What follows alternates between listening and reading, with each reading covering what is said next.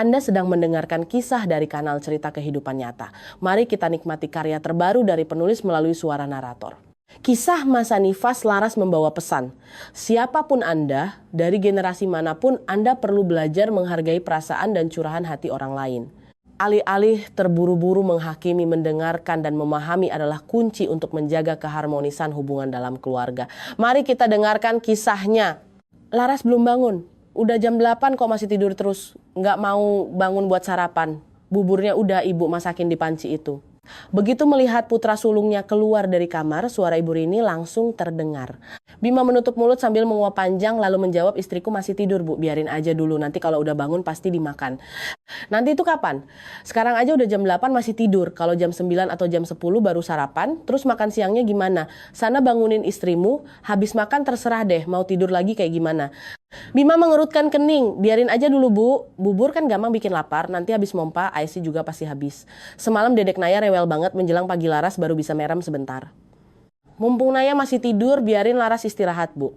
Ibu Rini mencibir, halah, Naya rewel semalaman mana ada apa-apanya, dibandingin kamu rewel zaman dulu. Dulu ya, ibu harus gendong kamu jalan-jalan semalaman suntuk, paginya langsung berangkat kerja pabrik. Zaman dulu jadi buruh pabrik itu susah, nggak seenak kalian sekarang. Bapakmu kerja seharian, sore pulang masih harus cari rumput buat pakan ternak. Bahkan mau nyuci baju aja ibu harus jalan mikul air dari sumur desa. Nggak kayak sekarang. Sekarang mah enak, anak udah pakai pampers. Dulu cuma ada popok kain. Kamu ngompol dikit aja, ibu harus bangun buat gantiin. Zaman dulu pas anak tidur, ibu harus buru-buru ke pasar beli sayur, bersihin rumah. Mana bisa tiduran santai kayak istrimu sekarang. Bapakmu dulu kalau malam pulang kerja langsung tidur pules kayak orang mati. Anak nangis mana dia tahu. Nggak kayak istrimu sekarang yang dibantuin suami ngurus anak. Tiap zaman kan beda bu, istriku baru aja melahirkan apalagi lahirannya Cak Esar. Yang paling dia butuhin sekarang itu istirahat. Naya emang susah tidur sekarang aja Laras harus meluk dia baru anaknya mau tidur. Kalau Laras bangun nanti cucu ibu ikut kebangun. Cuaca lagi dingin begini, ngapain sih bangun pagi-pagi bu?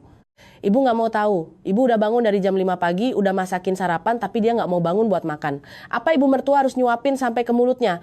Harus mohon-mohon biar dia mau bangun makan. Makan itu harus teratur, badannya udah kurus kering kayak kertas gitu malah sering telat makan. Nanti tetangga pada ngomong ibu mertua yang ngabisin jatah makan menantunya. Bima menghela napas, udahlah bu, ngapain dengerin omongan orang? Kita hidup buat diri kita sendiri bukan dari omongan tetangga. Laras dari dulu badannya emang kurus gitu, sekarang habis lahiran belum pulih, ditambah anak rewel siang malam ya, makin kurus lah. Udah ya, aku mau pindah ke kamar tamu buat tidur sebentar. Nanti kalau istriku bangun, aku yang ambilin makannya. Ibu Rini mendengus dingin, kamu itu ya, pintarnya cuma belain istrimu doang, sekarang kalian enak, ada yang masakin sampai matang, tinggal makan tidur doang. Coba kayak ibu dulu, suami istri ngerantau gak ada yang bantuin. Asal anak tidur, ibu langsung bangun ngurusin belanjaan sama masakan, mana bisa kayak istrimu. Sekarang Bima tidak mau menjawab lagi. Ia memeluk selimut dan berjalan ke kamar tamu untuk beristirahat. Ibu Rini berdiri di sana, menghentakkan kaki dengan kesal. Udah dilayanin malah gak mau bangun buat makan. Lain kali ibu biarin aja kalian. Mau makan apa masak sendiri sana. Ibu gak kurang kerjaan. Laras yang berbaring di kamar mendengar semua perkataan ibu mertuanya. Hatinya terasa perih. Tangannya masih memeluk putrinya, sementara air mata mengalir deras di pipinya. Psikologis wanita pasca melahirkan memang tidak stabil, ditambah lagi bayinya terus menangis karena kolik setiap malam. Baru pertama kali menjadi ibu, masih banyak kebingungan. Bayinya rewel dan susah ditenangkan, ASI-nya pun tidak cukup. Naya terpaksa diberi susu formula yang membuat Laras merasa semakin bersalah dan negatif. Meskipun suaminya masih membantu mengurus bayi setiap malam, pada siang hari hanya Laras sendirian yang berjuang mengurus Naya. Biasanya dia sudah merasa sangat lelah, tetapi ibu mertuanya hanya bisa mengkritik dan menyindir dari belakang. Mengusap air mata di sudut matanya, melihat putri kecilnya yang tertidur pulas dalam pelukannya, Laras hanya bisa menyemangati dirinya untuk kuat. Sejak kecil, Laras adalah anak yang pemalu. Mungkin karena sering melihat ayahnya pulang dalam keadaan mabuk, memukul dan mencaci maki ibunya, perlahan-lahan membuatnya menjadi pribadi yang tertutup. Dulu saat ia dan kakak laki-lakinya masih sangat kecil, mereka pernah berusaha menghentikan ayahnya, tetapi malah dipukuli habis-habisan sampai memar di sekujur tubuh. Anak kecil yang pernah dipukuli akan tumbuh menjadi penakut. Karena itu, setiap kali ibunya dipukul, ibu dan anak itu hanya bisa berpelukan sambil menangis. Trauma psikologis itu membuatnya kehilangan keberanian untuk melawan dan hanya bisa memendam perasaan sakitnya sendirian. Rasa kantuk dengan cepat menyerang. Laras tertidur tanpa sadar hingga suara tangisan putrinya membangunkannya lagi. Dia melihat jam. Sudah jam 9:30. Laras mengambil ponsel untuk memberi pesan pada suaminya, lalu segera menyalakan lampu, membuat susu, dan mengganti popok anaknya. Tepat saat itu, Bima masuk membawa semangkuk bubur dari luar. Kamu taruh aja anaknya di situ, terus pergi sikat gigi sama cuci muka, nanti buburnya keburu dingin. Ibu emang masak bubur banyak, tapi aku ambilin segini aja buat kamu. Iya, nanti biar sekalian aku makan nasi aja. Laras menatap mangkuk bubur lalu melihat keluar dengan raut penasaran. Ibu ngomong apa? Ibu lagi di rumah atau pergi, Mas? Ibu lagi di kebun nyiram sayur, kata Bima sambil menggendong Naya. Lagian ngapain kamu tanyain ibu? Kalau anak tidur, kamu tidur aja. Buburnya kalau sisa, nanti jam 3 sore aku panasin buat kamu makan lagi. Tenang aja, nggak usah takut ibu ngomel. Tapi, nggak ada tapi-tapian. Aku tahu kamu dari dulu nggak suka makan bubur, tapi paksain makan dikit ya. Baru habis lahiran, pencernaan masih lemah, mending makan yang lembek dulu. Beberapa hari lagi aku beliin soto daging buat ganti selera. Sifat ibu emang gitu dari dulu, nggak usah dimasukin ke hati. Nanti aku beliin vitamin buat kamu di apotek. Ibu udah tua, perempuan menopause emang gampang marah. Kamu dengerin masuk kuping kanan keluar, kuping kiri aja. Laras mengangguk tanpa mengatakan apa-apa lagi. Dia tahu ibu mertuanya memang cerewet dan keras, hanya saja dia tidak menyangka ibu mertuanya akan melontarkan kata-kata menyakitkan di saat-saat seperti ini. Ibu mertuanya dulu tidak tinggal bersama mertua. Ayah mertuanya merantau untuk bekerja lalu membeli tanah dan membangun rumah di sini. Itulah sebabnya saat ibu mertuanya melahirkan, mungkin tidak ada keluarga yang mendampingi karena keluarga besar mereka tinggal jauh. Karena itu, ada rasa iri dan dendam di hatinya. Laras tahu hal itu karena selama lebih dari setahun menjadi menantu, ibu mertuanya sering menceritakan hal tersebut berulang kali. Mengetahui ibu mertuanya dulu menderita, sejak hamil hingga masa nifas, Laras tidak pernah berani bilang kalau dia mengidam makanan ini atau itu. Kalau dia sangat ingin, dia akan beli sendiri atau minta tolong suaminya. Selebihnya, apapun yang dimakan keluarga, itu juga yang dia makan. Melihat semangkuk bubur beras tawar dengan sedikit bayam, Laras tak bisa menahan napas panjang. Meski sudah lebih dari setahun tinggal di sana, ia masih belum terbiasa dengan masakan ibu mertuanya. Menu makanannya biasa saja, tetapi ibu mertuanya membumbui masakan dengan cara yang sangat aneh. Bahkan ada kombinasi bahan makanan yang tak pernah terpikirkan oleh Laras, membuat rasanya sulit dinikmati. Bubur ini pun begitu, saat menyendok ke mulutnya, rasa hambar dan aroma langu sayurnya membuat perutnya sedikit mual. Bubur itu sama sekali tidak dibumbui, terasa sangat sulit ditelan. Bukan berniat mengeluh atau pilih-pilih makanan, tapi dia sangat lelah karena kurang tidur dan kelaparan karena memompa ASI. Tangannya meraih bumbu Indomie sisa yang ada di meja. Laras memberanikan diri menaburkan bumbu gurih itu ke dalam buburnya. Dia menyuap dalam porsi besar, memaksakan diri menelan demi mengisi perut. Meski tidak ingin makan bubur, ia harus memaksakan diri agar bisa menghasilkan ASI untuk anaknya. Selesai sarapan dan memompa ASI, jam sudah menunjukkan pukul 10. Bima menyerahkan Naya kembali padanya, lalu membawa mangkuk kotor keluar untuk dicuci. Saat itulah ia berpapasan dengan ibunya yang baru masuk dari luar. Jam 10 baru sarapan, terus nanti makan siangnya jam berapa? Istrimu makan sambil kamu jagain anak biar dia bisa mompa ASI, makanya baru sempat cuci piring sekarang. Ibu tenang aja, nanti siang Laras gak bakal telat makan kok. Ibu Rini mencibir, makan kayak gitu gimana mau gemuk? Badan kurus kayak lidi, makan jamnya berantakan gak karuan. Udah sana kamu cuci piring terus bikin mie instan. Ibu mau nyuciin baju cucu ibu. Nanti ibu aja yang masak makan siang. Jangan masakin buat kamu kan gak makan siang. Kita ini makan berantakan kan gara-gara waktunya nanggung bu. Nanti sekalian makan siang aja apa salahnya. Kalau aku makan sekarang nanti aku bisa tidur sebentar. Sore kan harus masuk shift kerja. Dari pagi aku belum makan apa-apa. Ibu juga tahu kan. Jangankan pas kerja, pas libur aja aku jarang makan siang. Ibu Rini menatap tajam putranya. Kalian itu emang pintar ngeles. Mau makan terserah, mau ngapain terserah. Ada apa-apa. Selalu nyuruh saya. Pagi nggak nyuci malah tidur. Sekarang jamnya masak malah baru mau nyuci. Bima tidak menjawab lagi. Selesai memakan mangkuk besar mie instan, ia membawa ember berisi pakaian kotor langsung ke kamar mandi. Ibu Rini hanya berdiri di sana selama beberapa detik lalu masuk ke dapur untuk memasak makan siang. Bapak Dharma, suaminya, sudah pensiun tapi tubuhnya masih sehat. Jadi ia bekerja sebagai satpam shift di sebuah bank sampai malam. Setelah Bima selesai mencuci, ia masuk ke kamar tamu untuk beristirahat. Laras yang memeluk anaknya hanya bisa menghela napas. Ibu Rini setelah selesai memasak membawakan nampan makanan ke kamar Laras dan mengambil Naya agar menantunya bisa makan. Laras melihat nampan makanan itu dan bergidik. Selama hampir sebulan ini, menu makanannya hanya sayur bening, pepaya muda dengan ceker ayam atau sayur katuk tawar.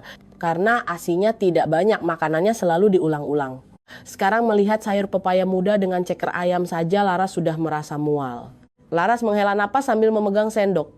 Ia harus berusaha makan demi bisa menyusui anaknya, karena tidak ada yang lebih baik dari ASI. Ibu mertuanya memang keras pada anak-anaknya, namun ia sangat peduli dan memanjakan cucu-cucunya.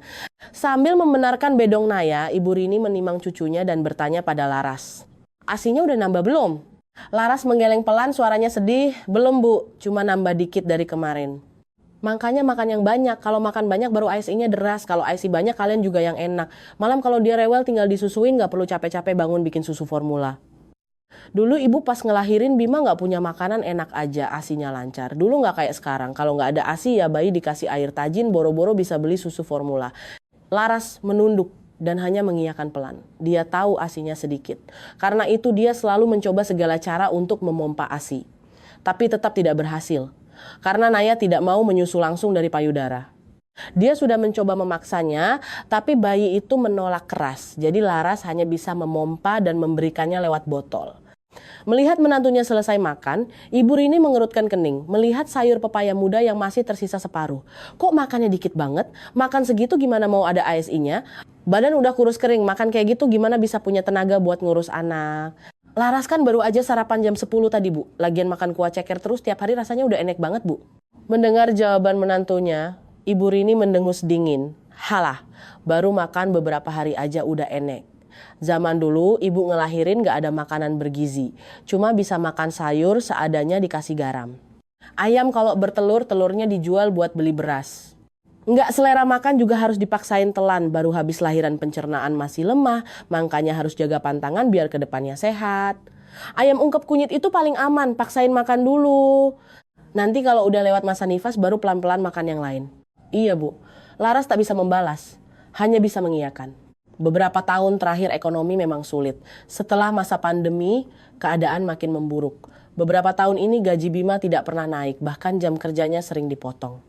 Gaji 5 juta rupiah sebagai teknisi pabrik di pinggiran Surabaya tanpa tunjangan dan lembur, ditambah harus menghidupi keluarga dan membeli susu serta popok bayi. Jelas tidak cukup. Laras hanya seorang guru TK dengan gaji pas-pasan. Sekarang sedang cuti melahirkan tanpa penghasilan. Bima harus menanggung semua biaya hidup sendirian. Kadang Ibunda Laras harus mengirimkan uang tambahan untuk menutupi biaya sehari-hari. 1 hari berlalu dengan cepat. Naya sulit tidur di malam hari. Namun di siang hari ia bisa tertidur pulas. Saat anaknya tidur, Laras segera menggunakan alat pompa ASI dan mencuci botol susu anaknya. Namun setelah setengah jam memompa, ia hanya mendapatkan 30 ml. Melihat jumlah ASI yang bahkan tak cukup untuk menutupi dasar botol, Laras menghela napas kecewa. Ia duduk lemas di kasur, menatap bayi perempuannya yang tertidur dengan rasa bersalah. Melihat ibu-ibu lain yang punya banyak ASI hingga bisa dibekukan di kulkas, Laras merasa dirinya sangat tidak berguna. Malam harinya, saat Bapak Dharma pulang setelah shift kerjanya selesai, ia duduk makan malam bersama istrinya. Melihat masih banyak sisa sayur pepaya muda dengan ceker ayam di meja, Bapak Dharma mengernyitkan alis. Laras sudah makan? Kok sayur cekernya masih sisa banyak gini? Jangan bilang ini sisa siang tadi yang buat diangetin malam ini. Ibu Rini berdecak. Ya buat apa disisain? Cuma ada sedikit ceker sama pepaya muda aja dari siang sampai malam gak habis-habis. Udah disediain lengkap air dan lauknya, tapi dianya gak mau makan. Gak mau makan ya gimana mau ada ASI, habis itu seharian cuma ngeluh, uang gak bisa nyari. Sekarang Naya full susu formula. Sebulan bisa habis 1,5 juta, belum lagi popok, vitamin, segala macam biaya keluar terus. Ngasih susu formula kan juga capek, tengah malam harus bangun bikin susu.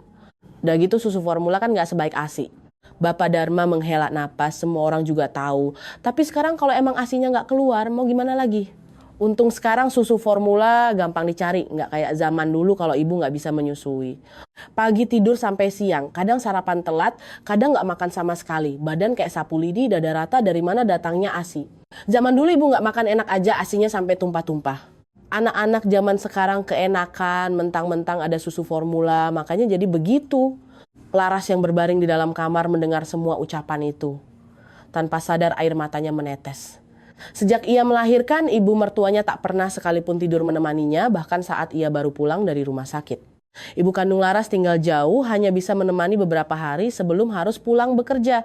Ibunya berkali-kali menyuruh Laras pulang dan istirahat di rumah orang tuanya, tapi Laras tidak berani. Neneknya sudah tua, ayah dan ibunya bekerja sebagai buruh harian, lepas yang baru pulang jam 7 atau 8 malam. Siang hari tak ada yang bisa membantu dan Laras takut membebani ibunya yang sudah lelah bekerja seharian. Itulah sebabnya Laras memilih bertahan di rumah mertua. Menatap bayinya yang masih merah, air mata Laras semakin deras. Dulu ia berpikir tekanan terberat adalah tekanan dari lingkungan luar, dan rumah adalah tempat yang paling damai. Tapi kini Laras baru sadar, masalah di luar sana masih bisa dilewati, sementara tekanan dari keluarga sendiri adalah hal yang akan terus membayangi pikiran. Seandainya saja ia punya SI yang cukup, Naya tak perlu minum susu formula. Seandainya Naya tak sering rewel, ia dan suaminya tak akan sekelelahan ini. Malam itu mesin di pabrik Bima mengalami sedikit gangguan, sehingga Bima harus lembur. Pekerjaannya sehari-hari sudah cukup menguras tenaga, apalagi jika harus lembur semalaman. Malam itu hanya ada Laras dan bayinya. Laras menidurkan Naya lebih awal, namun saat jam 11 malam, Naya mulai menangis riwel. Laras segera menggendong dan menenangkannya, namun bayinya tak mau diam, malah menangis semakin kencang. Laras buru-buru beranjak dari kasur, berjalan mengelilingi kamar dan ruang tengah untuk membujuk bayinya. Namun Naya terus menangis histeris. Ibu Rini dan Bapak Dharma yang mendengar tangisan itu langsung terbangun dan keluar kamar. Tapi tak satu pun dari mereka yang masuk untuk membantu. Mereka hanya berdiri di depan pintu kamar dan mengomel. Dibujuk anaknya. Kenapa dibiarin nangis terus? Mendengar suara ibu mertuanya, Laras mengiyakan pelan, memeluk Naya erat dan mencoba menenangkannya. Ses, udah sayang. Naya anak pintar, jangan nangis lagi ya. Namun semakin dibujuk, Naya semakin menangis kencang. Tangannya bergerak tak tentu arah seperti mencoba mendorong ibunya menjauh. Laras merasa sangat putus asa. Kamu ngapain aja sih sampai gak bisa nenangin bayi? Ini udah tengah malam, biarin tetangga pada tidur. Besok bapakmu ada shift pagi. Laras sudah bujuk terus bu, sahut Laras sambil terus menggendong Naya. Tapi malam ini Naya nangisnya kencang banget. Laras gak tahu lagi gimana caranya biar Naya diam. Belum sempat Laras menyelesaikan kalimatnya, suara Ibu Rini kembali terdengar dari luar. Cek popoknya, raba jidatnya, jangan-jangan demam. Udah malam orang mau tidur, besok bapakmu mau kerja. Suara ibu mertuanya terus terdengar dari luar pintu tanpa ada sedikit pun niat untuk masuk dan memeriksa cucunya. Padahal Ibu Rini tahu betul pintu kamar Laras tak pernah dikunci sejak Naya lahir. Sebelumnya, Bima dan Laras sudah meminta tolong pada Ibu Rini agar sesekali membantunya merawat Naya. Karena ini pengalaman pertamanya menjadi ibu. Namun di saat-saat krisis seperti ini, Ibu Rini bahkan enggan masuk untuk sekadar melihat cucunya. Tangisan Naya tak kunjung reda. 30 menit berlalu, tapi Naya sama sekali tidak terlihat akan berhenti menangis. Di tengah udara malam yang dingin, Laras berjalan tanpa alas kaki di atas lantai ubin, bahkan belum sempat memakai jaket. Tubuhnya menggigil kedinginan.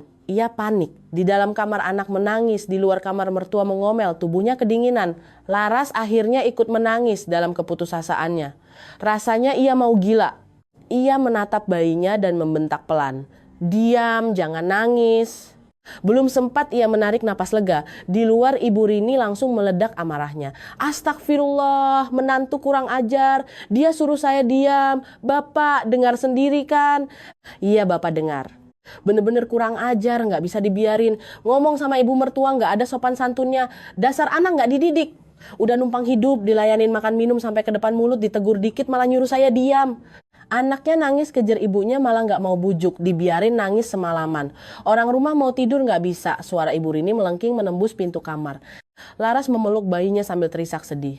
Seumur hidupnya, ia tak pernah berbicara kasar kepada ayah atau ibu mertuanya. Mana berani ia membentak seperti itu. Terdengar suara pintu ditutup dengan keras dari luar. Bapak dan ibu mertuanya mungkin sudah kembali ke kamar. Laras tahu ibu mertuanya pasti akan mengamuk.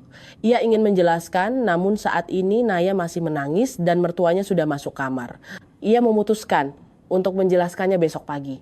Larut malam, Naya yang kelelahan menangis akhirnya tertidur setengah sadar. Namun tak lama kemudian ia kembali terkejut dan menangis keras. Laras sendirian, berjuang menggendong, membujuk, sekaligus membuat susu. Hampir jam 4 pagi barulah Naya tertidur pulas. Saat itulah Laras bisa membersihkan dan mencuci botol susu. Selesai mengerjakan segalanya, jam sudah menunjukkan pukul 5 pagi. Ia menguap panjang lalu berbaring kelelahan di samping putrinya dan tertidur tanpa sadar. Entah berapa lama ia tertidur, Laras tiba-tiba terbangun mendengar suara samar ibu mertuanya di luar. "Kamu urus itu istrimu. Semalam anaknya nangis nggak kasih orang tidur." Ibu suruh dia bujuk bayinya, malah dia nyuruh ibu diam. Bima terdengar terkejut. "Laras ngomong gitu, Bu. Ibu yakin nggak salah dengar?" Laras nggak mungkin ngomong gitu ke ibu. "Kamu pikir ibu fitnah dia? Tadi malam bapakmu juga dengar, bukan cuma ibu doang. Muka aja kelihatannya kalem, tapi aslinya kurang ajar. Ibu kasih tahu ya, ibu nggak bakal mau ngelayanin kalian lagi. Kalau mau tinggal di sini ya nurut, kalau enggak ya pergi aja dari sini." "Bu, sabar dulu. Nanti aku obrolin lagi sama Laras, mungkin ini cuma salah paham aja." Ibu Rini memutar bola matanya. "Kamu mau belain istrimu kan? Ibu udah tahu tabiatmu. Dari sejak nikah, kamu naruh istrimu di atas kepalamu. Pernah nggak kamu sekali aja mihak sama ibu?" "Loh kok ibu ngomong gitu? Laras kan tahu diri. Ini bukan masalah belain, tapi istriku emang nggak bakal berani ngomong gitu ke ibu." Ibu Rini tak menjawab lagi. Ia meraih tas belanjaan dan berjalan menuju dapur untuk bersiap ke pasar. Melewati ruang tengah, ia melihat putranya duduk beristirahat di sofa lalu melempar satu kalimat sebelum pergi. "Siang ini ibu cuman masak nasi doang. Nanti kalau kamu bangun, kamu yang jaga anak biar istrimu bisa makan. Ibu gak mau ngelayanin dia." Melihat punggung ibunya menjauh, Bima hanya bisa menghela napas pasrah. Selalu saja begini. Jika ada konflik antara ibu dan istri, suami yang berada di tengah-tengah adalah posisi paling serba salah. Salah bersikap sedikit saja, situasi pasti akan semakin panas. Bima berdiri dan masuk ke kamar untuk melihat apakah anak istrinya sudah bangun, apakah ada yang bisa ia bantu sebelum ia pergi tidur. Semalam ia harus lembur memperbaiki trafo listrik di pabrik yang membuatnya sangat lelah. Begitu membuka pintu, ia melihat Laras duduk di kasur menatapnya dengan tatapan lelah. "Kamu udah bangun. Kok Naya tidur kamunya nggak ikut tidur aja?" Melihat istrinya diam saja, Bima duduk di sebelah Laras, menggenggam tangannya dan menghela napas. "Soal kamu sama ibu, aku udah dengar tadi. Kamu gak usah jelasin apa-apa, aku percaya kamu gak sengaja ngomong gitu. Gak usah coba jelasin ke ibu, tunggu beberapa hari nanti juga baikan sendiri. Tapi, gak ada tapi-tapian, dengerin aku. Kalau kamu coba jelasin sekarang, ibu malah bakal makin nyerocos panjang. Aku hafal banget sifat ibu. Dengerin aja omonganku. Sekarang kamu tiduran lagi. Aku mau tidur di kamar sebelah. Semalam ada masalah di pabrik, makanya shift 2 harus lembur. Hari ini aku libur, nanti malam aku yang jaga Naya biar kamu bisa istirahat." Laras mengangguk, lalu kembali berbaring di sebelah Naya untuk beristirahat. Untung saja suaminya pengertian. Tak peduli apa yang terjadi, ia akan mencari tahu akar masalahnya, dan tak asal memihak ibunya. Dalam perjalanan pulang dari pasar di ujung gang, Ibu Rini melihat tetangganya, Ibu Tari, sedang menyiram tanaman. Begitu melihat Ibu Rini, Ibu Tari langsung menyapa. "Habis dari pasar ya Bu Rini, gimana Laras udah lahiran belum?" "Udah Bu, lahiran tanggal 25 kemarin." "Alah ngomongnya doang lahiran. Nggak bisa lahiran normal dia, harus dioperasi caesar." "Wah, padahal kelihatannya Laras sehat banget. Kok harus caesar Bu Rini? Waktu itu saya lihat dia jalan masih lincah aja." "Aduh, masuk ruang persalinan ternyata nggak bisa keluar juga bayinya. Dokter bilang harus caesar, keluar uang banyak banget, udah gitu merusak badan pula. Buat apa coba?" "Gimana ibu sama bayinya, sehat kan Bu?" "Katanya anak perempuan ya, beratnya berapa?" "Iya, anak perempuan, beratnya 3 kilo lebih dikit. Sekarang udah mau sebulan tapi nggak kelihatan nambah montok sama sekali." "Ya ampun, kan belum selapanan Bu, nanti juga lama-lama besar. Anak perempuan pertama itu bawa rezeki besar loh Bu Rini. Gimana, anaknya anteng nggak?" "Tadi malam saya dengar nangis terus ya." "Aduh, jangan ditanya deh." Ibu Rini mengibaskan tangannya, "Bikin pusing. Semalaman nangis kejer nggak berhenti. Nggak ada yang bisa tidur." "Bayinya sakit Bu." "Sakit apanya? Rewel aja makanya nangis. Ini juga salah ibunya nggak becus nenangin anak. Tengah malam bikin heboh aja nggak ngebiarin orang tidur. Namanya juga bayi Bu. Paling nangis awan atau kolik beberapa hari juga sembuh sendiri." Ibu Tari mendecakkan lidah sambil tersenyum. "Udah siang nih, saya mau masuk masak dulu. Nanti sore kalau Bu Rini ada di rumah, saya mampir ya mau nengok bayinya. Sekalian kita ngobrol-ngobrol lagi." "Iya, nanti sore mampir aja." Sesampainya di rumah, melihat kamar Laras masih gelap, Ibu Rini mencibir sinis dan menggumam pelan, "Tidur apaan sih jam segini belum mau bangun?" Di dalam kamar, Laras sebenarnya sudah bangun namun tak bersuara. Naya masih tertidur pulas di tangannya, jadi Laras enggan menyalakan lampu agar anaknya tak terbangun. Di luar jendela, sinar matahari musim dingin bersinar lemah menembus kaca. Mengingat kembali masa-masa dari kehamilan hingga sekarang, Laras tak henti-hentinya menghela napas panjang. Setelah menaruh barang belanjaan di dapur, Ibu Rini mulai menyalakan kompor. Hari ini Bapak Dharma shift pagi dan putranya tidak makan siang, jadi di rumah hanya ada dirinya dan menantunya. Ibu Rini pun hanya memasak beberapa hidangan seadanya. Melihat putranya tertidur pulas di sofa, sementara lampu kamar Laras sudah menyala, Ibu Rini menghela napas lalu mendorong pintu kamar Laras. Makanannya udah Ibu taruh di meja, keluar makan sana. Iya Bu, sahut Laras sambil berdiri membawa botol susu Naya untuk dicuci. Ibu mertuanya dari dulu memang selalu bersikap ketus selama beberapa hari setiap kali sedang kesal. Karena dulu saat ibu mertuanya bertengkar dengan ayah mertuanya, ia juga bersikap seperti itu. Laras hanya bisa menghela napas. Dia tahu ibunya masih marah, tapi marah hanya karena salah paham atas ucapannya semalam sungguh sangat tidak masuk akal. Melihat cucunya menggeliat bangun di atas kasur, Ibu Rini langsung meraih dan menggendongnya. "Nah, nenek udah bangun ya, yuk kita keluar lihat cuaca sebentar ya." Dibiasain keluar biar kenal hawa, kalau dikurung di kamar terus nanti gampang sakit. Laras yang sedang mencuci botol susu merasa keberatan.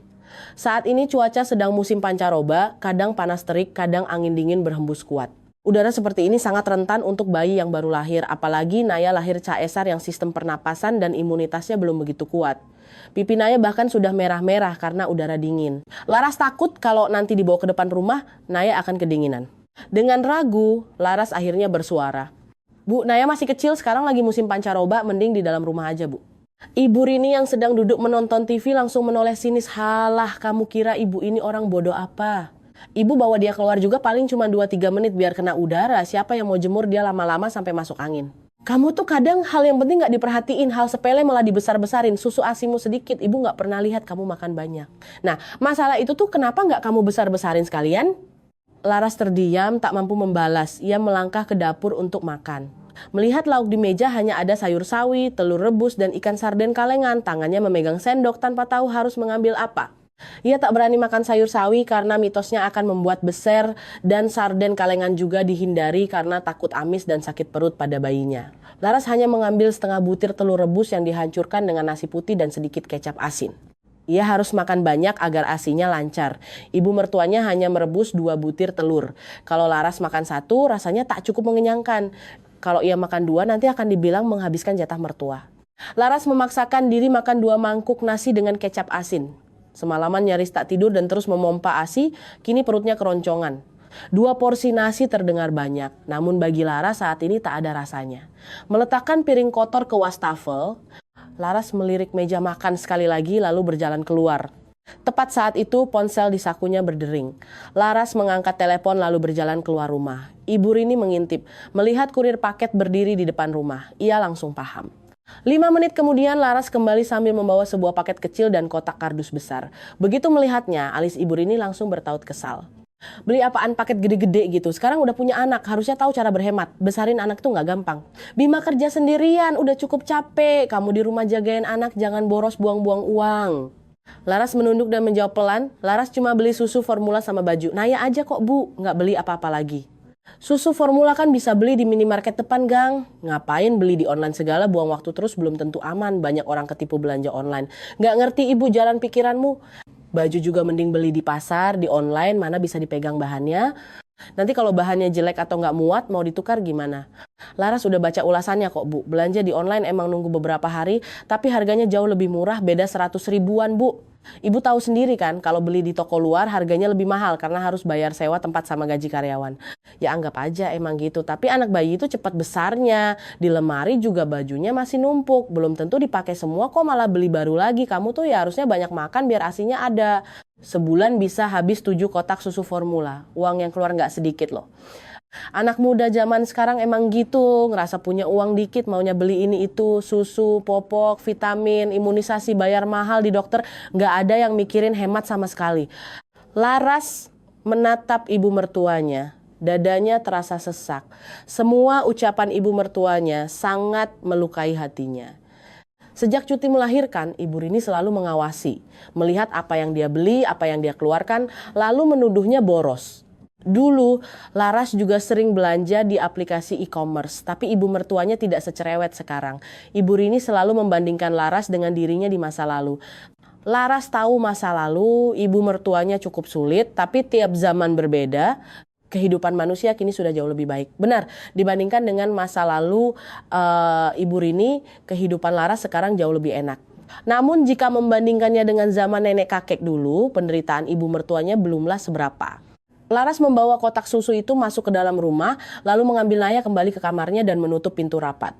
Dia tahu sebentar lagi ibu mertuanya pasti akan mengomel ke dapur mengeluh Laras tidak makan masakannya. Tapi bagaimana dia bisa memakan hidangan seperti itu? Laras meletakkan Naya di atas tempat tidur, membiarkan bayinya menatap mainan yang tergantung, lalu membuka kardus untuk menata kotak susu formula di dalam lemari. Namun baru sebentar Naya sudah menangis minta digendong. Laras segera meletakkan susu formula, menggendong bayinya dan menenangkannya. Iya, bunda di sini, bunda di sini. Anak pintar jangan nangis ya. Laras menenangkan sejenak, Naya akhirnya diam. 10 menit kemudian bayinya mulai memejamkan mata. Laras memeluknya hingga tertidur pulas, barulah ia meletakkannya untuk melanjutkan membereskan barang. Namun hanya beberapa menit berselang, Naya terkejut lalu menangis lagi. Laras kembali berbicara lembut menenangkannya, lalu dengan pasrah memeluk kembali bayinya. Dulu Laras pernah membantu mengasuh keponakannya dari kakak perempuannya. Jadi ia cukup tahu tentang bayi. Laras melihat bayi-bayi lain begitu manis dan menggemaskan. Entah kenapa bayinya tidak seperti itu. Siang hari Naya jarang tidur nyenyak, malamnya terjaga sampai hampir pagi baru mau tidur. Jika terbangun atau merasa tak ada orang di sampingnya, ia akan langsung menangis. Laras melirik jam dinding, baru pukul 2 siang. Melihat Naya tertidur pulas dalam pelukannya, Laras ikut membaringkan tubuhnya ke kasur bersama bayinya. Wanita pasca operasi caisar kehilangan banyak tenaga. Merawat bayi membuat segalanya makin melelahkan. Sekeras apapun berusaha, istirahat tak akan pernah terasa cukup. Baru saja setengah terlelap, pintu kamar Laras tiba-tiba didorong dengan keras dari luar, membuat Laras dan Naya tersentak kaget. Naya mana Naya? Udah bangun belum? Ini loh Ibu Tari datang mau jenguk. Suara lantang Ibu Rini bergema saat memasuki kamar. Naya yang baru tertidur langsung kaget, bingung apa yang terjadi dan sedetik kemudian menangis histeris. Laras segera menyapa Ibu Tari, lalu berusaha menenangkan Naya. Bukannya membantu, Ibu Rini malah mengomel. Tuh kan, Bu Tari lihat sendiri nggak ada yang ngapa-ngapain, bayinya aja udah nangis kencang. Namanya juga bayi, Bu. Anak bayi emang sering kaget kalau ada suara keras. Sahut Ibu Tari dengan senyum canggung merasa tak enak pada Laras. Beberapa hari yang lalu ia harus pulang kampung, ada urusan keluarga, sekarang baru sempat menjenguk ibu dan bayinya. Laras kelihatan sehat, dedeknya juga sehat, alhamdulillah. Laras tersenyum tipis, alhamdulillah, iya Bu, sehat. Asinya cukup, Pras. Laras menghela napas, suaranya sedikit sedih. Kurang Bu. Naya masih harus dibantu susu formula. Ya nggak apa-apa, pakai susu formula juga bagus kok. Yang penting ibu sama bayinya sehat. Ibu Tari berbicara sambil merogoh dompetnya, mengeluarkan sebuah amplop putih lalu menyodorkannya ke tangan Laras. Ini Bu ada sedikit rezeki buat beli susu Naya. Semoga Naya sehat selalu, cepat besar ya. Laras melihat amplop itu lalu menolak dengan halus. Namun setelah saling menolak selama beberapa saat, akhirnya ia terpaksa menerima dan mengucapkan terima kasih pada Ibu Tari. Sebenarnya ia sangat sungkan menerima uang sumbangan seperti ini, karena ia tahu tujuannya untuk membelikan Naya susu. Namun setiap kali Laras menerima amplop sumbangan, ibu mertuanya akan meminta uangnya dengan alasan nanti ibu mertuanya yang harus membalas sumbangan tersebut kalau tetangga punya hajat. Jumlah uangnya mungkin tak seberapa, namun ini adalah bentuk perhatian dari tetangga. Padahal meskipun Ibu Rini belum memiliki cucu, ia tetap saja harus mengeluarkan uang sumbangan saat tetangga punya hajat. Laras meletakkan amplop itu di meja nakas, menatap bayinya sambil tersenyum getir menahan rasa canggung. Di ruang tamu, ibu mertuanya kembali nyerocos tanpa henti, menjelek-jelekkan menantunya kepada tetangga. Dari Laras yang dibilang tak becus, urus anak pemalas sampai dibilang terlalu pemilih soal makanan sehingga tak punya asi. Laras yang mendengarnya merasa semakin jengkel, rasa marah bertumpuk di dadanya membuatnya sangat tertekan. Laras bimbang apakah harus keluar dan membela diri atau diam saja. Saat itu Bima turun dari lantai atas. Dari tangga ia sudah mendengar pembicaraan ibunya. Wajah Bima terlihat sangat tak nyaman. Bu, Laras itu masih dalam masa nifas loh Bu, perempuan habis melahirkan itu butuh perhatian lebih. Tolonglah cerita-cerita penderitaan zaman dulu gak usah dibawa-bawa lagi Bu. Ibu Rini mencibir, tuh kan Bu Tari lihat sendiri, ditegur dikit aja dia langsung belain istrinya. Ibunya yang ngelahirin dan besarin dia gak ada harganya lagi, dia gak pernah mau belain ibunya. Walah Bu Rini, anak-anak bahagia aja, kita harusnya bersyukur. Anak muda zaman sekarang emang beda sama kita-kita zaman dulu, biarin aja mereka ngurus hidupnya sendiri Bu, biar ibu juga tenang. Gimana mau dibiarin kalau kelakuannya kayak gitu? Mereka itu nggak kayak kita dulu. Sekarang ditegur dikit aja langsung berani nyerocos ngelawan. Bima membiarkan ibunya dan Ibu Tari mengobrol. Ia masuk ke kamar menghampiri istrinya, membawa sekotak makanan di tangannya. Tadi siang kamu makannya dikit banget ya, udah lapar kan? Laras mengangguk jujur. Ia melirik pintu lalu menatap suaminya sambil berbisik. Mas, suaranya pelanin dikit, nanti ibu dengar malah marah lagi. Siang tadi lauknya cuma sawi sama ikan sarden saus tomat, jadi aku gak berani makan banyak. Melihat Laras duduk di tepi ranjang dengan wajah kelelahan, Bima segera mengambil alih Naya. Sini Mas gendong anaknya. Kamu makan dulu terus istirahat. Nanti malam Mas mau gantiin shiftnya Randy. Masuk shift malam? Randy ada acara apa emangnya? Ibunya masuk rumah sakit. Jadi Mas gantiin sehari aja. Besok kalau dia udah nemu pengganti, Mas balik ke shift normal. Mendengar Bima harus kembali bekerja lembur, Laras merasa kesal. Kan orang di pabrik banyak, masa harus kamu terus yang gantiin? Bima menghela napas. Namanya juga dimintain tolong, Ras. Terus kamu nggak mikir kalau istrimu ini baru aja ngelahirin. Temen shiftmu ada 20 orang lebih. Kenapa harus kamu yang gantiin? Nggak bisa minta tolong yang lain. Bima menatap istrinya dengan serba salah. Ya karena dia kenalnya dekat sama Mas, makanya dia minta tolong. Kamu itu nggak bisa nolak ya? Sudahlah, kamu ini cuma mementingkan teman doang. Kalau kamu lagi susah, emangnya mereka bakal bantu kamu. Teman-temanmu itu cuma manfaatin kamu. Kamu aja yang nggak enakan, nanti istri sama anakmu yang menderita. Mandormu juga aneh, tahu istrimu baru lahiran malah ngasih kamu jadwal shift malam terus. Seminggu 6 hari kerja, 5 harinya shift malam. Kalau malam kamu kerja, siangnya kamu tidur, terus yang bantuin aku ngurus anak siapa? Bima menghela napas panjang, kamu jangan mikir gitu. Mereka ngasih mas shift malam juga mikirin kita. Mandor ngasih mas shift malam biar dapat uang lemburan dan tunjangan tambahan buat beli popok anak. Kamu tahu sendiri gaji mas paling rendah di bagian itu.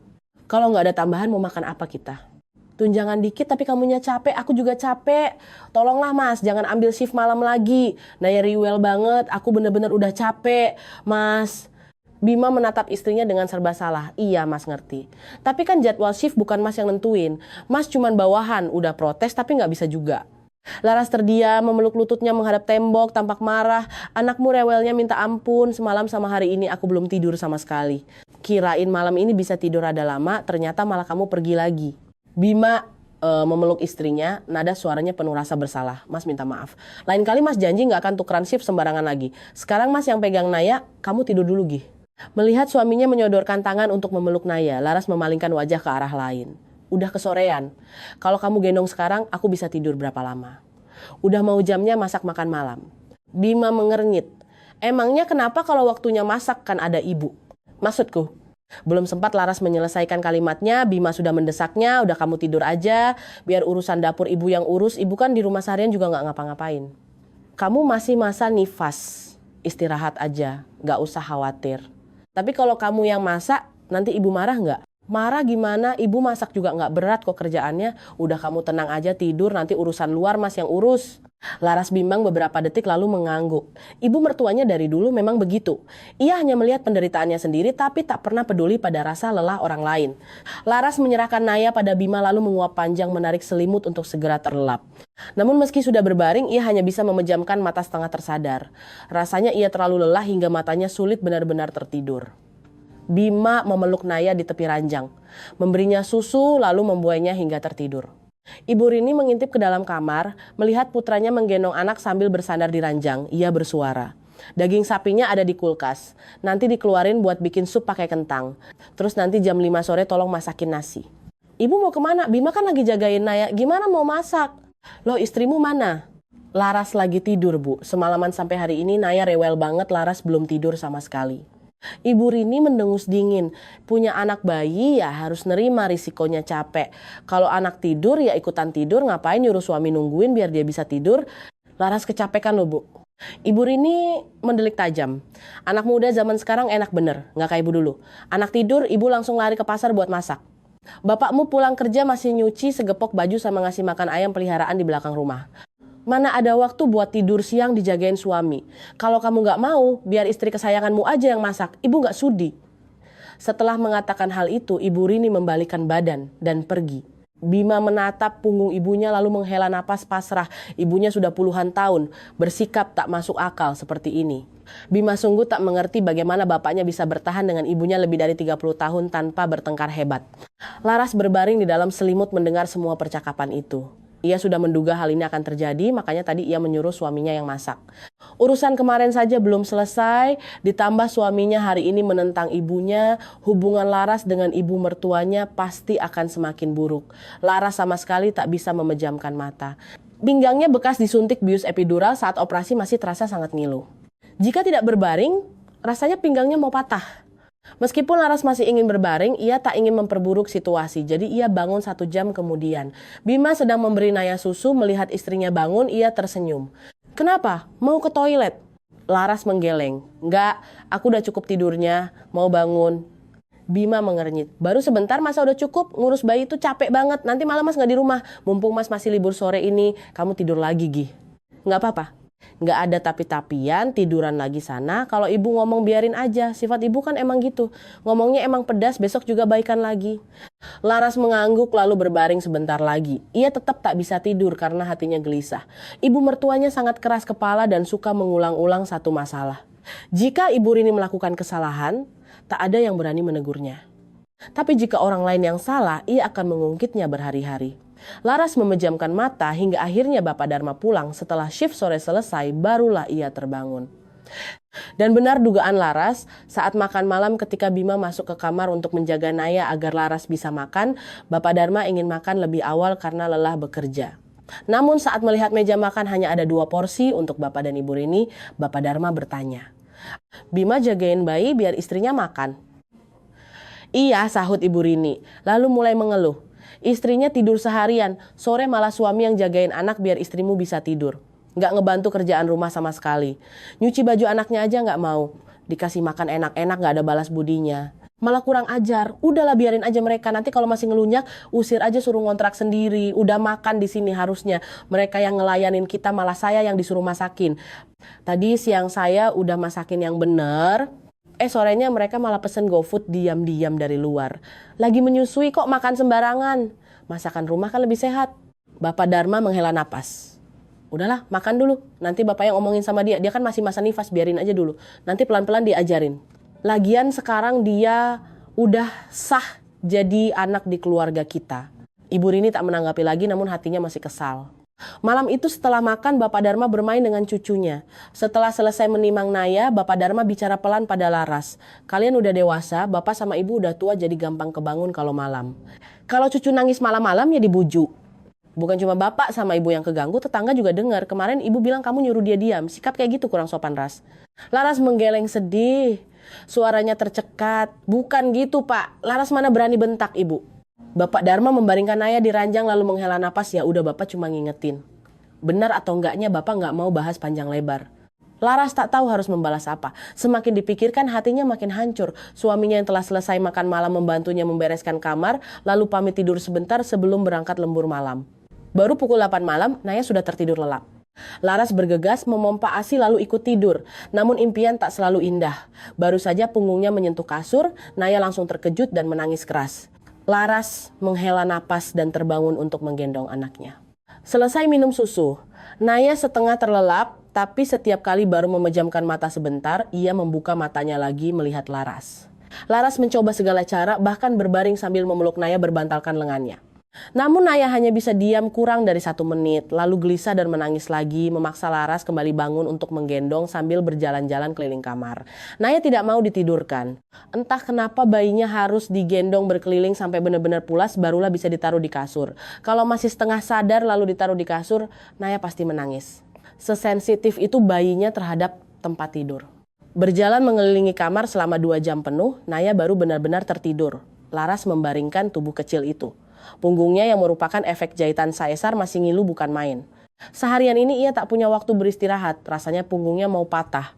Tapi meski anaknya sudah tertidur, Laras masih harus memompa ASI dan mencuci botol-botol susu. Saat semuanya selesai, jam sudah menunjukkan pukul 11 malam. Suaminya sudah bersiap berangkat shift malam. Laras mengecek ponsel, melihat berita sebentar, lalu berbaring kelelahan di sebelah bayinya. Ia memejamkan mata, matanya sudah sangat berat, namun pikirannya terlalu bising. Entah berapa lama, tepat ketika ia mulai memasuki alam mimpi, Naya tiba-tiba menangis kencang lagi. Laras segera mengangkat bayinya dan mencoba menenangkannya, namun kali ini Naya menangis lebih keras. Laras mulai panik, firasat buruk mulai membayangi pikirannya. Dan benar saja bayinya menangis sejadi-jadinya, semakin dipeluk semakin memberontak. Laras segera menyalakan lampu kamar, Naya terus menjerit histeris. Bapak Dharma dan Ibu Rini terbangun dan langsung berlari ke depan kamar Laras. Suara Ibu Rini terdengar ketus. "Kamu ngapain sih? Ditenangin anaknya." "Laras sudah nenangin kok, Bu." "Nenangin gimana kok nangisnya makin jadi gitu? Kamu sengaja ya nggak ngebiarin orang serumah tidur?" Laras menggendong anaknya dengan putus asa, berjalan memutar di dalam kamar. Air mata kelelahannya tak bisa dibendung lagi. Tiap hari begini. Udah jam 12 malam bayinya malah nangis kejer. Kamu tuh beneran nyiksa anak biar dia nangis ya. Kalimat terakhir dari ibu mertuanya menghantam dada Laras sebagai petir. Semua kelelahan fisik usai melahirkan, suami yang sibuk bekerja, ditambah mertua yang hanya bisa menghakimi telah melewati batas ketahanannya. Kini dituduh menyiksa anak kandungnya sendiri, kesabaran Laras akhirnya meledak. Dengan rambut acak-acakan dan penampilan seperti orang gila, Laras menendang pintu kamar hingga terbuka, menggendong Naya dan menyodorkannya ke tangan ibu mertuanya. Kalau ibu bilang aku sengaja nyiksa Naya, ini ibu yang gendong, ibu bujuk sendiri Naya. Aku seharian ngurus dia udah mau mati rasanya, aku cuma butuh tidur malam. Aku gak gila sampai sengaja bikin anakku nangis. Bu, aku juga pengen dia diam, tapi aku udah gak kuat. Aku putus asa. Ibu Rini melihat punggung menantunya yang kembali masuk ke kamar, lalu menatap cucunya yang masih menangis menjerit-jerit di tangannya. Ibu Rini mulai panik. Ia menggendong Naya ke bahunya sambil menepuk-nepuk pelan. Udah sayang. Kap. Jangan nangis ya, ini nenek di sini. Tapi semakin dibujuk, Naya malah semakin histeris. Bapak Dharma yang mendengar cucunya menangis makin panik lalu mencoba mengambil alih. Sini bu, bapak aja yang gendong. Kasihan dia nangisnya gitu amat. Ibu Rini menyerahkan Naya pada suaminya namun tangisan bayi itu tak kunjung reda. 15 menit berlalu, Naya masih menangis menjerit hingga wajahnya membiru. Di tengah kesunyian malam, suara tangisan bayi terdengar sangat menggema. Bapak Dharma akhirnya menyerah dan meminta istrinya membantu. Kok Naya nggak mau diam bu? Dari tadi udah dibujuk loh. Ibu gimana sih? Bapak kira ibu ngerti? Dia nangisnya kayak habis dicubit jin aja. Ibunya mana? Tadi masuk kamar. Kok bayinya nangis kencang malah ibunya masuk kamar? Bapak panggil Laras keluar deh. Kemarin ibu tarik ke sini kan? Jangan-jangan Naya kena sawan gara-gara dilihatin orang. Ibu gendong Naya. Bapak mau ambil sapu lidi atau bakar kemenyan dulu? Bapak Dharma mengambil wadah kecil berisi sedikit garam dan kemenyan, membakarnya sambil bergumam merapal doa. Sementara Ibu Rini membawa Naya melangkah maju mundur di ruang tengah. Naya sempat diam sejenak namun tak lama kemudian menangis lagi. Ibu Rini menghela napas. Aduh, ibu nyerah. Bapak coba pukul-pukul kasurnya pakai sapu lidi biar sawannya hilang. Tengah malam nangis begini jangan-jangan beneran. Halah, ibu ini percaya aja sama gituan. Potong Bapak Dharma. Ibu Rini melotot. Coba aja dulu. Setelah Bapak Dharma mengangguk, Ibu Rini baru membawa Naya kembali ke kamar dan menyerahkannya pada Laras sambil mengomel. Anak nangis kejer, malah ibunya duduk aja di kamar. Bayinya rewel banget, dibujuk kayak gimana juga nggak mempan. Laras tertawa sinis. Sekarang ibu baru tahu kan cucu ibu dibujuk kayak gimana juga nggak mempan. Laras tahu tengah malam Naya nangis bikin orang rumah keganggu. Tapi Laras harus gimana? Naya rewel kayak gini tapi ibu nggak pernah sekalipun bantuin Laras ngegendong. Bahkan masuk ke kamar buat ngecek cucunya aja ibu nggak pernah. Ibu cuma tahu berdiri di luar sambil ngomel-ngomel nyalahin Laras. Laras sudah bujuk pakai cara apapun tetap aja dia nggak mau diam. Tiap malam, Naya nangis sampai jam 3 atau jam 4 pagi, Laras tidur cuma berapa jam. Laras ini baru aja operasi Caesar. Laras juga butuh istirahat. Kalau pagi Laras bangun telat itu karena Laras beneran udah nggak kuat buat buka mata. Laras udah bener-bener putus asa bu. Laras berbicara sambil terisak, air matanya menetes deras. Ibu Rini membuang muka, tak membalas sepatah kata pun. Ia hanya terdiam lalu berjalan keluar. Laras memeluk Naya erat, menggigit bibirnya menahan tangis dalam kepasrahan absolut. Bau kemenyan dari luar tercium samar-samar, Bapak Dharma masih komat kamit berdoa. Seumur hidupnya lebih dari 60 tahun, Bapak Dharma belum pernah melihat bayi yang menangis seheboh ini. Malam berganti dini hari, jam dinding sudah menunjukkan pukul 2 pagi. Laras menutup pintu kamar dan kembali membujuk Naya. Sekitar jam 4 pagi barulah Naya kelelahan dan tertidur di pangkuannya. Laras menghembuskan napas lega. Perlahan membaringkan Naya di ranjang, Laras merebahkan dirinya dan langsung tertidur karena sangat lelah. Hanya 1 jam kemudian, Naya terbangun minta susu. Selesai menyusu, Laras kembali menggendongnya berkeliling ruangan sampai Naya tidur lagi. Setelah semuanya selesai, Laras baru bisa tidur jam 6 pagi. Ketika terbangun, jam menunjukkan pukul 9. Bima pasti sudah pulang bekerja. Mungkin Bima sudah beristirahat setelah kerja semalaman. Laras melihat Naya masih tertidur lelap. Ia beranjak turun mencuci botol susu, lalu kembali ke tempat tidur memejamkan mata. Sejak melahirkan, belum pernah Laras sangat haus akan tidur seperti saat ini. Pukul 12 siang, Naya terbangun dan menangis kencang. Saat lampu kamar dinyalakan, Bapak Dharma masuk membawa nampan berisi makanan. Bangun Ras, makan dulu. Semalam Naya bangun lagi nggak? Bangun Pak. Awalnya dia capek jadi bisa tidur 2 jam tapi habis itu tiap jam bangun. Bapak Dharma menghela napas.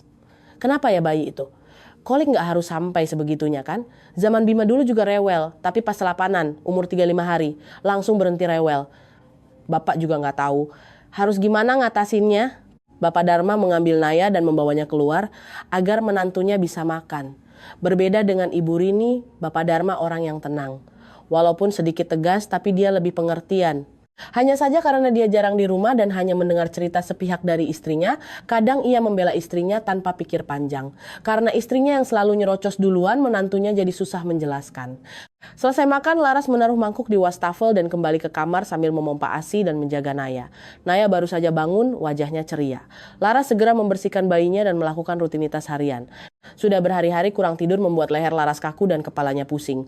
Bahkan kadang pelipisnya berkedut cepat, sekujur tubuhnya tak punya tenaga. Cuaca makin dingin, musim hujan tahun ini turun agak lambat tapi cukup panjang, angin dingin terus bertiup. Tak terasa Naya sudah hampir berumur 1 bulan. Laras melirik suaminya dan bertanya pelan, "Mas, besok Naya udah selapanan. Kamu mau adain acara syukuran kayak gimana?" "Selapanan ya? Emang kamu maunya gimana? Kan Mas belum pernah ngadain acara beginian." "Mas nih gimana sih malah balik nanya?" Laras mengerutkan dahi. "Ya Mas nggak tahu, gimana kalau kita masak-masak kecil aja buat kenduri sekalian kirim doa buat sesepuh. Waktu pulang dari rumah sakit kan Bapak cuma syukuran doa pakai buah-buahan doang. Sekarang mungkin kita bisa ngundang keluarga Mbak Putri, paman, sama keluarga dari Bude Tarmi. Naya masih kecil musim penyakit gini, Mas rasa nggak usah ngundang orang sekampung. Keluarga dekat aja cukup." Laras mengangguk setuju. "Iya, aku juga mikirnya gitu. Orang-orang ngadain acara akikah besar-besaran, tapi keluarga kita bikin kenduri tumpeng kecil aja udah cukup, yang penting doanya. Nanti Mas coba ngobrol sama ibu dulu." Urusan ini tidak terlalu dipusingkan Laras. Yang terpenting ada doa keselamatan untuk bayinya. Siang itu saat makan, Bima membahas soal kenduri selapanan Naya dengan orang tuanya. Mendengar kata kenduri selapanan, Ibu Rini langsung menolak mentah-mentah. "Halah, kalian ini banyak maunya. Dulu ibu ngelahirin 2 anak boro-boro mau bikin tumpeng, buat makan harian aja susah. Anak-anak zaman sekarang keenakan, pengennya yang ribet-ribet." Bima mengerutkan dahi mendengar ibunya kembali membandingkan masa lalu. "Bu, zaman dulu sama sekarang kan beda. Lagian kita ada anggota keluarga baru, wajar dong kita kirim doa selamat buat anak cucu kita. Kalau cuma kirim doa mah tumpeng nasi kuning kecil aja udah cukup. Kalau bikin kenduri harus ngundang saudara masak ini itu, repot tahu nggak? Ya kan yang diundang cuma keluarga dekat aja Bu. Nggak usah ngundang orang sekampung." Ibu Rini mendengus dingin. "Masak buat keluarga emangnya nggak capek dari pagi sampai siang? Pas hari H emangnya kamu libur? Kalau nggak libur, ujung-ujungnya ibu lagi yang harus sendirian di dapur masak buat anakmu. Mending syukuran doa kecil-kecilan potong tumpeng aja paling praktis." "Loh, kan aku pasti ambil cuti Bu." Bapak Dharma yang sejak tadi diam akhirnya bersuara. "Bu, ibu nggak bisa gitu. Zaman dulu beda sama sekarang. Kita cuma punya 2 anak, yang perempuan merantau ikut suaminya. Kita udah tua baru punya cucu dari Bima. Masa selapanan cucu pertama nggak dirayain yang layak, nggak usah mewah tapi minimal harus ada doa selamatan, tumpeng, sama makan-makan bareng keluarga dekat, nggak boleh asal-asalan." Ibu Rini diam tak menjawab. Bima juga tidak menambahkan apa-apa lagi. Di hari selapanan Naya, Bima sejak pagi sudah membantu ibunya di dapur memasak nasi tumpeng, lauk pauk, dan persiapan kenduri. Meski awalnya menolak, Ibu Rini tetap menyiapkan masakan dengan serius. Hanya saja Laras tidak menyangka acara selapanan anaknya ini justru membawa tekanan mental yang luar biasa. Pertanyaan yang terus ia terima dari tamu dan kerabat adalah, ASINya udah banyak belum? Banyakin makan daun katuk biar ASINya lancar. Dulu zaman si A bisa nyusuin anak sampai 2 tahun. Zaman dulu mana ada anak minum susu formula. Kalau saja ayah kandung Laras masih hidup, ia pasti akan mendengar lebih banyak cacian. Karena mendiang ayahnya dulu hanya suka mabuk dan menghina anak istrinya. Acara kenduri selesai, Laras menggendong Naya kembali ke kamarnya. Ibunda Laras ikut masuk, berpamitan dan memberi beberapa nasihat sebelum pulang. Waktu berlalu begitu cepat, Naya tak terasa sudah berusia 6 bulan. Karena Laras mengambil cuti melahirkan 2 minggu sebelum Naya lahir, masa cutinya kini sudah habis dan ia harus kembali bekerja mengajar di TK. Selama 6 bulan penuh mengurus anak tanpa tidur yang cukup, wajah Laras terlihat sangat kuyu, kulitnya dipenuhi noda hitam, mata panda yang sangat dalam, tubuhnya kurus kering, dan rambutnya rontok parah. Ia benar-benar terlihat tak terurus. Dari berat 48 kg, tubuhnya menyusut drastis menjadi 42 kg. Ia hanya tersisa tulang berbalut kulit. Orang-orang menyebutnya terkena depresi pasca melahirkan dan itu semakin membuat Laras tertekan. Profesi guru TK terdengar santai, padahal sebenarnya sangat melelahkan. Harus datang pagi pulang sore. Bahkan sesampainya di rumah, Laras masih harus sibuk membuat alat peraga edukatif, AP, dari kardus dan kertas lipat untuk bahan mengajar anak-anak sampai larut malam. Kembali bekerja membuat jam tidur malamnya semakin hancur berantakan. Naya siangnya anteng namun malam masih sangat sulit tidur. Naya tidur larut malam dan terbangun setiap 30 menit sekali. Alhasil Laras hanya bisa tidur 2,3 jam dalam semalam. Dulu ASI Laras sedikit, sekarang karena lelah bekerja ASInya makin seret. Naya bertambah besar dan porsi susunya pun semakin banyak. Uang yang dikeluarkan untuk membeli susu formula semakin membengkak. Susu Naya sebulan habis banyak banget sekarang? Tanya Ibu Rini melihat tumpukan kaleng susu di sudut kamar. Iya Bu, Naya kan makin besar minum susunya juga nambah. Makanya cepet dikasih empasi dong. Dikasih bubur tim atau biskuit biar susunya bisa dikurangin. Susu kalengan ini harganya pasti mahal kan? Ini harganya standar kok Bu. Lagian Naya baru aja belajar makan empasi. Pencernaannya harus pelan-pelan dilatih. Di umur segini susu itu makanan utamanya Bu. Nggak bisa langsung diganti makanan padat. Terus ASImu nggak nambah sama sekali? Laras menghela napas. Nggak Bu. Ibu Rini mencibir. Perempuan macam apa kamu ini sampai nggak ada ASI buat nyusuin anak? Kalau kamu hidup di zaman ibu dulu, anakmu udah mati kelaparan. Kata-kata ibu mertuanya terngiang-ngiang di telinga, berputar-putar di benak Laras seperti pisau yang menyayat hatinya. Malam itu ia tak bisa tidur. Pekerjaan Bima semakin sibuk, pergantian shift pagi dan malam membuatnya tak bisa banyak membantu. Kalau anak rewel di malam hari, keesokan paginya Laras yang harus pergi mengajar dengan mata bengkak hampir tak tidur sama sekali. Semakin kurang tidur, pikiran Laras semakin gelap. Dulu ia adalah wanita yang sensitif, namun pemaaf. Sekarang karena tekanan mengurus anak dan kelelahan mental, Laras menjadi sangat pemarah dan mudah tersinggung tanpa alasan. Kadang, saat emosinya tak terkendali, ia memukulkan tangannya sendiri ke tembok berulang kali. Malam itu jam sudah menunjukkan pukul 2 pagi. Udara malam Surabaya terasa gerah. Laras sedang sibuk menyiapkan materi untuk lomba guru TK berprestasi yang sangat menguras tenaga dan waktunya. Di dalam kamar hanya ada cahaya temaram dari lampu tidur kecil. Laras memijat-mijat pelipisnya. Sakit kepala sebelah migrain yang menderanya semakin menyiksa. Ia hanya ingin merebahkan diri dan tidur pulas melupakan segalanya. Laras membenarkan posisi tidur Naya lalu berbaring dan memejamkan mata. Namun baru saja ia setengah terlelap, Naya membuka matanya lebar-lebar dan terbangun lagi. Laras mengerang frustrasi lalu duduk dan memangku putrinya. Setelah diberi susu, Naya tidak menunjukkan tanda-tanda mengantuk. Mata bulatnya menatap Laras terang-terangan. Laras menghela napas dan mulai menimang bayinya untuk tidur. Setengah jam berlalu, Naya masih gelisah dan merengek. Laras menggendong anaknya sambil merasakan lelah yang luar biasa. Kantuk menderanya begitu hebat, kepalanya berdenyut, sekujur tubuhnya linu. Ayo sayang, tidur, udah malam banget ini. Laras menggendong anaknya berjalan mondar-mandir. Namun Naya tak kunjung memejamkan mata dan terus merengek tak nyaman. Naya tidak menangis kencang, hanya merengek tapi tubuhnya tak mau diam. Melihat jarum jam yang terus berputar namun anaknya belum juga tidur, rasa jengkel perlahan memenuhi dada Laras. Lelah mengajar seharian ditambah tugas malam yang menumpuk, emosinya memuncak. Naya mulai setengah sadar. Laras berjalan ke arah ranjang dan mencoba duduk agar kakinya tak pegal. Namun tepat saat pantat Laras menyentuh ujung kasur, Naya seperti punya indera keenam langsung membuka mata dan menangis. Begitu Laras berdiri lagi, tangisannya berhenti dan matanya terpejam. Terus seperti itu berulang-ulang. Naya semakin berat, Laras sudah sangat kelelahan memanggul bayinya. Berkali-kali Laras mencoba duduk, berkali-kali pula Naya terbangun dan menangis. Terlalu lelah, Laras meletakkan paksa putrinya ke atas ranjang. Naya yang dilepas secara kasar dari gendongan langsung menjerit histeris. Kepanikan bercampur frustrasi membuat Laras gelap mata. Plak, plak. Laras memukul pantat bayinya berulang kali. Tidur, udah mau pagi kenapa nggak mau tidur? Kamu nggak tahu besok bundamu harus bangun pagi buat ngajar. Naya yang dipukul pantatnya menangis semakin histeris. Laras tak peduli, ia menjatuhkan tubuhnya ke atas kasur dan memejamkan mata, membiarkan air mata keputusasaan mengalir deras di pipinya. Namun hanya beberapa detik berselang, Laras langsung terbangun dan merengkuh bayinya. Ia baru saja mencapai puncak frustrasi hingga memukul anaknya. Kini penyesalan yang luar biasa menghantam dadanya. Ia menangis sambil memeluk Naya dengan gemetar. Maafin Bunda. Bunda minta maaf nak. Udah ya sayang, jangan nangis Bunda sayang Naya, Bunda sayang. Laras berjalan tertatih menggendong anaknya, meratap menyesali perbuatannya hingga pukul 3 pagi barulah Naya tertidur. Laras membaringkan dirinya di kasur dan jatuh pingsan dalam tidurnya. Hari-hari berikutnya Laras tetap berangkat bekerja. Suaminya hanya membantunya mengasuh beberapa jam sebelum kembali sibuk bekerja dan butuh tidur siang. Pekerjaan fisik di pabrik ditambah shift malam membuat Bima tak bisa diandalkan penuh di siang hari.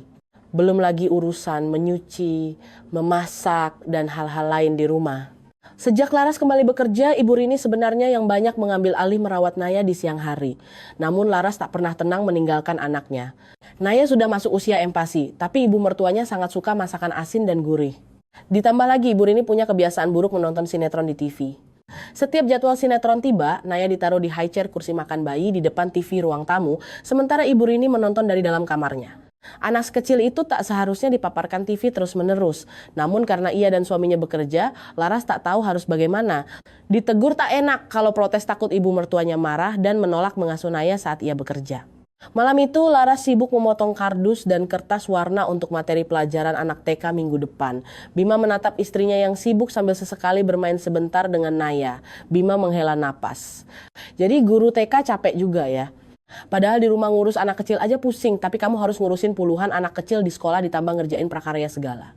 Laras tak menjawab. Dia sendiri tak mengerti dari mana kekuatan gaib itu berasal hingga ia sanggup bertahan melewati hari-hari melelahkan ini. Malam ini adalah malam kesekian ia harus mengurus Naya sendirian. Selama setengah tahun ini sudah jadi rutinitas yang menyiksanya. Kepalanya pusing, namun Naya tak mau tidur lebih awal. Hampir setiap malam Naya baru tidur di atas jam 2 pagi. Malam ini setelah menidurkan Naya, Laras menepuk-nepuk dada bayinya sambil mengusap air matanya sendiri. Entah masalah apa yang dipertengkarkan suami dan ibu mertuanya tadi. Laras baru selesai mandi dan melihat Bima sudah mengemas tasnya berangkat ke pabrik. Ibu Rini yang tak bisa melampiaskan amarah pada Bima malah berbalik membentak Laras. Mengingat kalimat kasar ibu mertuanya, air mata Laras mengalir deras. Perasaan putus asa dan tekanan seolah menjadi bendungan yang jebol. Laras menggigit bibir kuat-kuat menahan isak tangis agar tak membangunkan bayinya. Namun ia tak sanggup lagi. Suara tangisnya tersendat. Naya yang terkejut mendengar tangisan ibunya langsung terbangun dan menangis kencang. Laras hanya bisa mendekap anaknya dengan pasrah. Perasaan tak berdaya dan tertekan membuatnya terpuruk ke dalam depresi berat. Ada saat-saat di mana ia tak bisa mengendalikan emosi dan memukul bayinya. Ada saat-saat ia ingin mati saja agar tak perlu kelelahan lagi. Namun saat pikirannya jernih kembali, ia selalu bangkit mencoba berjuang lagi. Sifat Laras kini benar-benar berubah. Ia menjadi sangat pemarah, sensitif, dan mudah tersinggung. Pikirannya dipenuhi hal-hal negatif dan kelam, bahkan memikirkan hal-hal yang membahayakan dirinya sendiri. Waktu berlalu perlahan. Di sekolah TK, Laras melakukan kesalahan besar karena emosinya yang tak stabil. Ia membentak dan memarahi salah seorang muridnya dengan keras. Meski bukan masalah fatal, tapi Laras sadar anak-anak kecil itu akan sangat terluka secara mental. Laras menghadap kepala sekolah meminta izin cuti beberapa hari, namun ditolak karena persiapan lomba sekolah. Laras tak ingin menularkan energi negatif pada anak-anak. Ia juga tak ingin pulang ke rumah mertuanya. Ia memacu motor metiknya menyusuri jalan raya tanpa tujuan. Tak tahu mau kemana dan sampai kapan harus berkendara. Pikirannya melayang kosong, pandangannya kabur. Tiba-tiba terdengar suara decit rem panjang. Ciit! Laras tersadar. Sebuah truk dari arah berlawanan tiba-tiba oleng menyeberang ke jalurnya dan menabrak tiang listrik sekitar 10 meter di depannya. Jarak yang sebenarnya cukup aman untuk dihindari jika Laras berkonsentrasi. Karena Laras terkejut dan pikirannya kosong, ia mengerem mendadak lalu kehilangan keseimbangan hingga motornya jatuh terbanting ke aspal. Laras merasakan sakit yang luar biasa di sekujur tubuhnya, pandangannya perlahan menggelap dan ia tak ingat apa-apa lagi. Saat tersadar, Laras sudah berada di ruang rawat inap rumah sakit. Lukanya tak parah, hanya lecet-lecet di tangan dan kakinya, namun ia harus diobservasi beberapa hari. Bima hanya bisa mengambil cuti 1 hari, Bapak Dharma sibuk bekerja dan Ibu Rini harus mengasuh Naya. Rumah orang tua Laras terlalu jauh dan Laras tak ingin ibunya khawatir, ia terpaksa merahasiakan kecelakaan itu. Ia hanya ditemani dirinya sendiri di kamar rumah sakit. Laras masih bisa berjalan jadi tak perlu ada yang melayaninya. Naya dijaga oleh Ibu Rini di rumah. Suaminya bolak-balik setelah kerja, sesekali Bapak Dharma mampir menjenguk. Laras merasa kesepian dan hanya duduk diam berjam-jam menatap kosong keluar jendela. Siapa sangka tatapan kosongnya itu diamati oleh dokter dan suster rumah sakit. Mereka menyarankan Laras pergi ke polipsikologi untuk berkonsultasi. Awalnya Laras menolak. Ia tak merasa sakit jiwa. Tapi setelah suster membujuknya dengan ramah, Laras memberanikan diri untuk diperiksa. Hasil diagnosisnya membuatnya terkejut. Laras mengidap depresi pasca melahirkan, postpartum depression, tingkat sedang. Karena logika Laras masih cukup stabil, gejalanya tak terlihat terlalu ekstrem dari luar, namun di dalam kepalanya berkecamuk pikiran-pikiran negatif dan keputusasaan yang dalam. Dokter bertanya kenapa ia tak periksa sejak lama. Laras sendiri tak pernah membayangkan dirinya akan terkena depresi. Jika ia tahu ini yang terjadi, mungkin ia akan lebih berani mencari pertolongan medis dari awal. Kabar Laras didiagnosis depresi sampai ke telinga Ibu Rini. Ibu mertuanya itu mencibir di depan suster. Depresi apaan? Kerjaannya cuma ngajar TK sama ngurus bayi satu doang kok depresi. Zaman dulu ibu lebih menderita berlipat-lipat dari dia. Mana ada ibu kenal istilah depresi? Anak zaman sekarang otaknya keenakan, makanya gampang manja dikit-dikit depresi. Ibu Rini mengoceh di tengah ruang perawatan. Laras hanya bisa menelan ludah dan meneteskan air mata mendengarnya. Ibu jangan ngomong gitu, tegur seorang suster dengan tegas. Gak harus miskin dan hidup susah baru bisa kena depresi. Ibu habis melahirkan itu hormonnya berantakan dan tubuhnya lemah, apalagi kalau anaknya kolik rewel tiap malam. Siapapun bakal capek fisik mental. Kalau cuma ngurus anak sendirian gak ada dukungan dari orang terdekat, apalagi gak ada yang ngerti perasaannya, ibu gampang ngerasa sedih. Sedih yang dipendam lama-lama jadi putus asa. Apalagi kalau ada omongan-omongan tajam yang menyudutkan, itu bisa bikin ibu baru melahirkan jatuh ke depresi berat, Bu. Zaman sekarang kan ada internet, ibu bisa baca berita banyak kejadian buruk gara-gara depresi pasca melahirkan kan. Ibu Rini mendengus dingin. Halah, depresi apaan?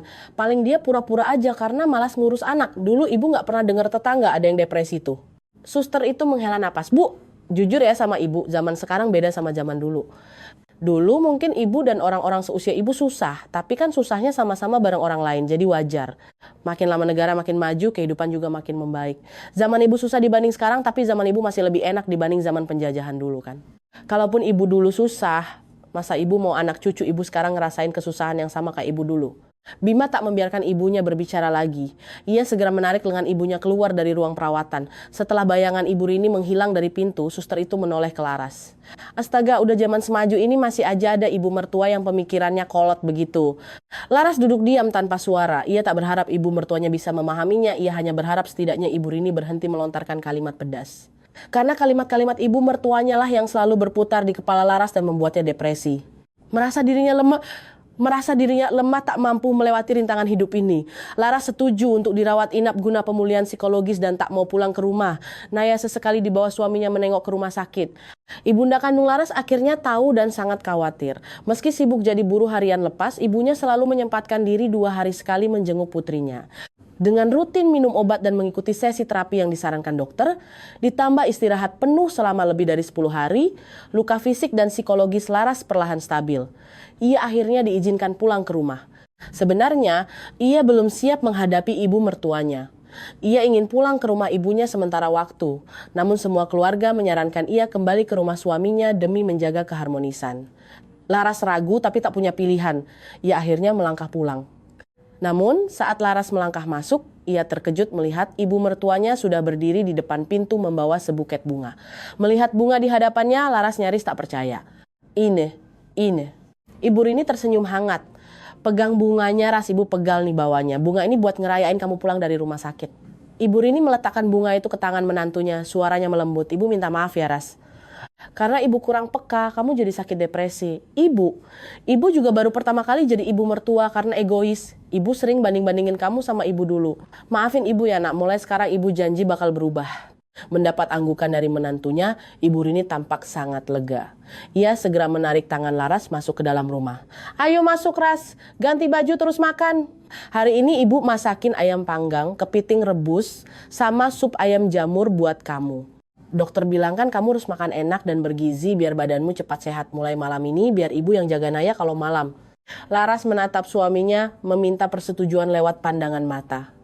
Melihat senyum dan anggukan dari Bima, Laras ikut tersenyum lega. Pernikahan adalah momen ketika seorang wanita harus berpisah dari keluarganya untuk melebur dalam keluarga baru. Saat-saat paling rapuh bagi seorang wanita di mana ia sangat butuh dukungan adalah saat hamil dan masa nifas. Semoga dunia ini bisa bersikap lebih lembut pada para ibu, agar depresi pasca melahirkan tak lagi menimpa siapapun, dan tragedi akibat depresi tak pernah terjadi lagi di dunia ini. Anda baru saja mendengarkan kisah terbaru dari Bang Ni. Mari kita bagikan pelajaran hidup dari cerita ini di kolom komentar. Untuk mendengarkan kisah-kisah terbaru, silakan subscribe kanal ini dan nyalakan lonceng notifikasi. Sampai jumpa di kisah berikutnya.